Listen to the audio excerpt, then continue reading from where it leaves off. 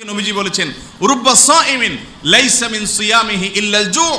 কত রোজাদার আছে, বহু সিয়াম পালনকারী আছে যার সিয়াম থেকে উপবাস থাকা ছাড়া আর কোনো অর্জন হয় না, কোনো অ্যাচিভমেন্ট হয় না, কোনো লাভ হয় না, কোনো তার উপকারে আসে না। তার সিয়াম পালন করাটা নিছকই উপবাস থাকা হয়। তৃষ্ণা এবং ক্ষুধার কষ্ট সে করে অযথা, এটার কোনো লাভ হয় না ভাইরা আমার। ওয়ারুব্বা কাইমিন লাইসা লাহু মিন কিয়ামিহি ইল্লা সাহার।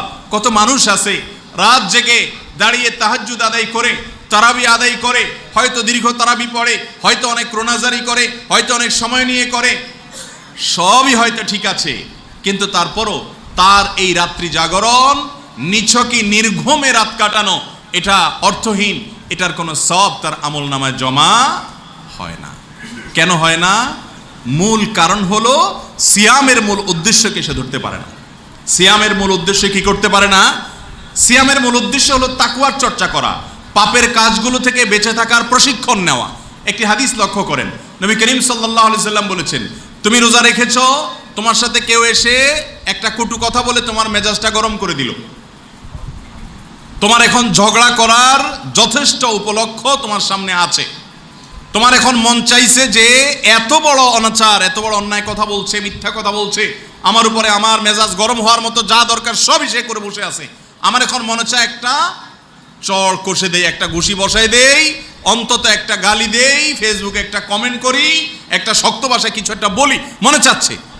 কিন্তু তুমি লোকটা রোজাদার, তুমি তখন কি করবা? নবী করিম সাল্লাল্লাহু আলাইহি সাল্লাম বলেছেন, রোজাদার ব্যক্তির সাথে কেউ যদি ঝগড়া করে, কেউ যদি অন্যায় আচরণ করে, কেউ যদি তার প্রতি তাকে গালি দেয়, তাকে কষ্ট দেয়, সে জবাবে বলবে ফালিয়াকুল ইন্নী সায়েম। সে জবাবে বলবে, ভাই তুমি বেঁচে গেলে, তুমি বড় কপালালা মানুষ, এতগুলা গালি দিলা, এতগুলা অন্যায় করলা, আমার প্রতি অবিচার করলা, আমি তোমাকে এখন পিষে ফেলতে পারতাম, বাট আমি রোজাদার। আমি কি? রোজাদার।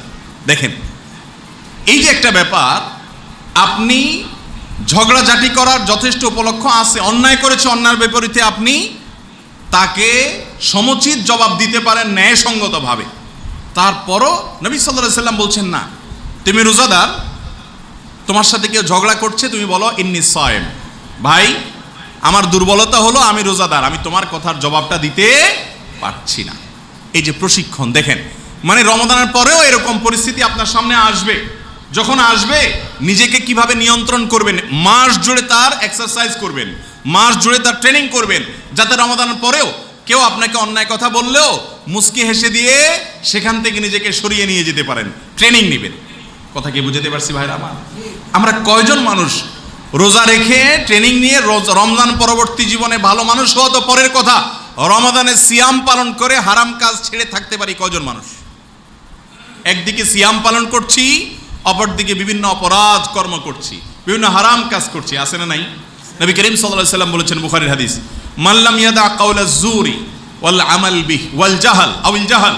যেই ব্যক্তি মিথ্যা কথা, মিথ্যা কাজ, চিটারি বাটপারি, মানুষকে ধোঁকা দেওয়া, প্রতারণা করা, দুই নাম্বারি অসততা, এগুলো যে ব্যক্তি ছাড়লো না, মূর্খতা সুলভ কাজ, অহেতুক কর্ম, এগুলো যে ব্যক্তি ছাড়লো না, অথচ সে রোজাদার, সিয়াম পালনকারী, সিয়াম রেখেও যদি কেউ এগুলো না ছাড়তে পারে, ফালাইসা লিল্লাহি হাজা আইয়াদা তুআমাহু ওয়া শারাবা। এই হতভাগা ব্যক্তির পান এবং আহার বর্জন করায় আল্লাহর কোনো লাভ নাই। তার মানে কি? তার মানে হলো, এই ব্যক্তির পান আহার বর্জন করে, তৃষ্ণার্ত থেকে, ক্ষুধার্ত থেকে সারাদিন সিয়াম পালন করে কোনো লাভ নাই। আল্লাহ তাআলার কোনো ঠেকা পড়ে নাই তার এই সিয়াম পালন করায়, অর্থাৎ আল্লাহ এটা অ্যাকসেপ্ট করবেন না। যদি তার সিয়ামে তাকে মুত্তাকি না বানায়, সিয়াম রেখে সে মিথ্যা কথা বলতে গিয়ে তার মুখ বন্ধ হয়ে যাবে, না আমি তো রোজাদার, আমি তো দুই নাম্বারই করতে পারি না, এটা যদি না করে, তাহলে সিয়ামটা কি হয়ে যাবে ভাই? অর্থহীন হয়ে যাবে। আর এই বিষয়টাকে অনুধাবন করার জন্য, বোঝার জন্য সৈয়দ আবুল হাসান আলী আন-নাদবী রাহিমাহুল্লাহ ভারত মহাদেশে অনেক বড় একজন আলেম দ্বীন ছিলেন। তিনি চমৎকার এবং অসাধারণ একটা উপমা দিয়েছে। উপমাটা আমার এত ভালো লেগেছে যে আমি এটা বিভিন্ন সময় শেয়ার করার চেষ্টা করি। উপমাটা হলো, তিনি বলেছেন, আমাদের গোটা জীবনে দুই ধরনের সিয়াম আছে। কয় ধরনের সিয়াম আছে?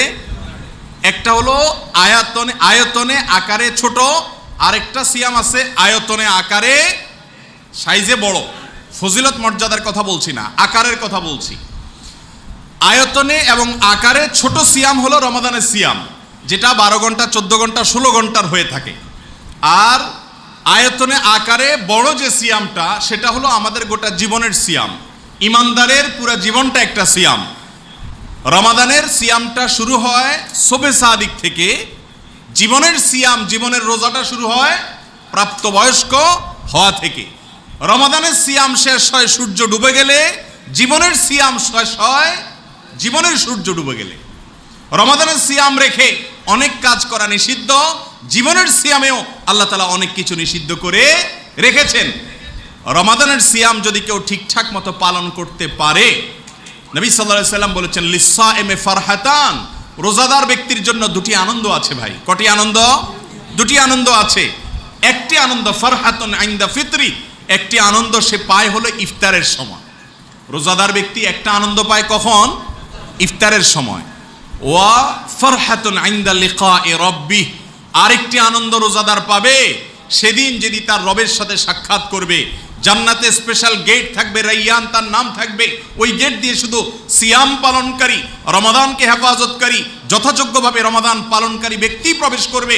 সেই মর্যাদা লালন করবে যখন রবের সাথে সাক্ষাৎ হবে যেদিন, সেদিন সে যে আনন্দিত হবে, সে আনন্দ তার হবে তার আসল আনন্দ। কিন্তু রোজাদারের দুনিয়াতে একটা নগদ আনন্দ আছে, সেটা হলো ইফতারের সময়। আচ্ছা একটু খেয়াল করেন তো, ইফতার মানে নাস্তা। ইফতার মানে কি ভাই? নাস্তা। সারা বছর জুড়ে আমরা নাস্তা করি না? করি না। সারা রাত না খেয়ে থেকে, অর্থাৎ এশারের আগে বা রাতে খেয়ে আমরা শুয়ে পড়ি। 6, 7, 8, 9, 10 ঘন্টা পরে, অনেক সময় 12 ঘন্টা পরে সকাল 7টা, 8টা, 9টা আমরা নাস্তা করি। রোজা তো একই জিনিস প্রায়। শবে সাদিক থেকে নিয়ে সূর্যাস্ত পর্যন্ত হয়তো 1-2 ঘন্টা বেশি আপনি উপবাস থাকেন এখানে। সারা রাত না খেয়ে সকালে নাস্তা খাওয়ার সময় আপনার কাছে একটু ভালো তো নিশ্চয়ই লাগে, ক্ষুধা দূর হলে ভালো তো সবারই লাগে।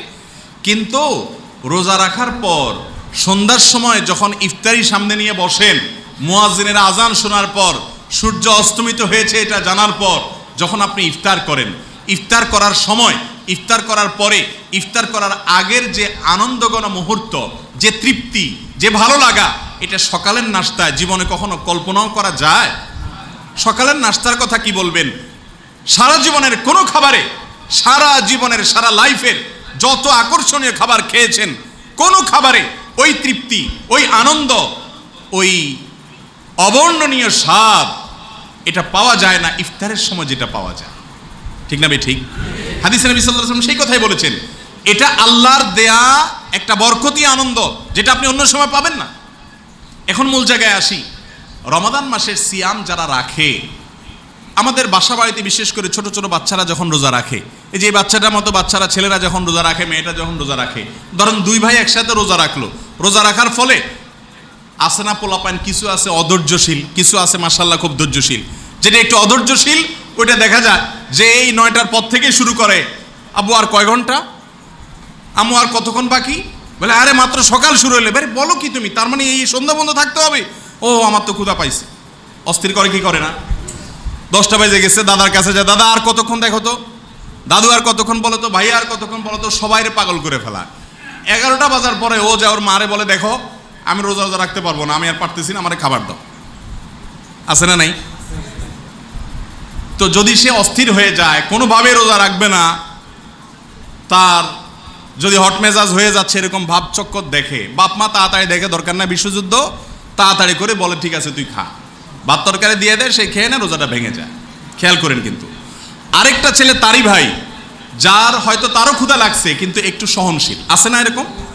এরকম সহনশীল, যার কারণে সে দেখা যাচ্ছে সে রোজা যত কষ্টই হোক ভাঙবে না। চেহারা আস্তে আস্তে ফ্যাকাশে হয়ে আসতেছে, চোখ দুটো আস্তে আস্তে গর্তে চলে যাচ্ছে, মুখটা শুকিয়ে যাচ্ছে, ক্ষুধায় বোঝা যাচ্ছে যে আস্তে আস্তে দুর্বল হয়ে যাচ্ছে, মগর সে কি করবে না? রোজা ভাঙবে না। দুপুর পার হয়ে বিকাল গড়িয়ে এসেছে, আর চলে না শরীর, ছোট মানুষ পারে না। হয়তো কেউ বলতেছে যে ভেঙে ফেলাও ছোট মানুষ, না আমি রোজা ভাঙবো না, আছে না নাই? এবার 2টার পরিণতিটা আসেন দেখি কি। যেটা সকালে রোজার ভাঙে 10টা বা 11টার দিকে, এর ভাগ্যে কি জোটে বলেন তো? কি খায়? মানে সে যে খাবারটায়, খাবারটার কোয়ালিটি মান কি বলেন তো? আমি বলি এটার কোয়ালিটি হলো মুসলমানের ঘরে ভালো খাবারের আয়োজন হয় দুই সময়, এক হলো